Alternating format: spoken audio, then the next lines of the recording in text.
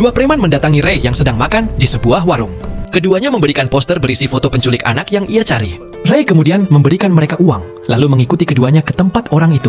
Preman itu meminta Ray untuk memasuki markasnya karena ia ada di dalam. Ray pun akhirnya masuk untuk menemui si penculik anak.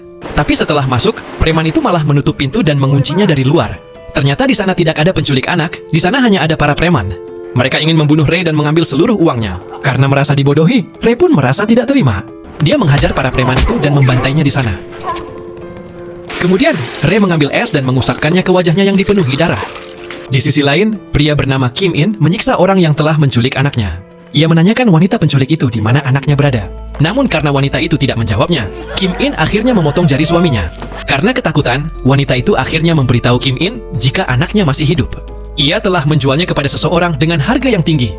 Kim In akhirnya menanyakan temannya tentang tempat penjualan anak. Temannya memberitahunya tentang tempat itu, lalu meminta seorang bencong untuk memandunya ke sana. Keesokan harinya, Kim In pergi ke tempat penjualan anak bersama bencong itu. Ia mengatakan jika ia membutuhkan ginjal dari anak Korea.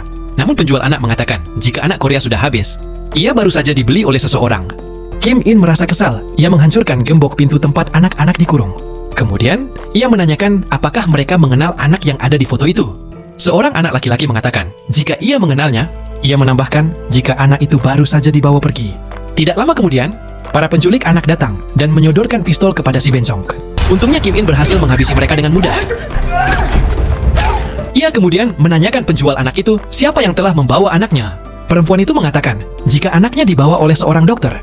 Namun ia tidak mengetahui kemana anak itu dibawa pergi.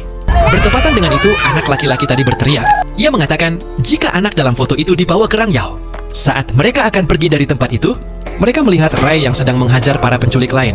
Kim In akhirnya meminta si bencong membawa anak itu pergi dan menunggunya di luar. Sebenarnya Ray mencari anak itu juga. Ia ingin membalaskan dendamnya kepada Kim In dengan cara menyiksa anak itu. Kedua pria itu akhirnya bertarung dengan sengit. Namun karena waktunya sedikit, Kim In memutuskan untuk pergi dari tempat itu. Ia mengunci kamar lalu keluar melalui sebuah jendela. Sementara bencong itu ditangkap polisi karena terlihat mencurigakan. Bagi kalian yang penasaran, film ini berjudul Deliver Us from Evil tahun 2020.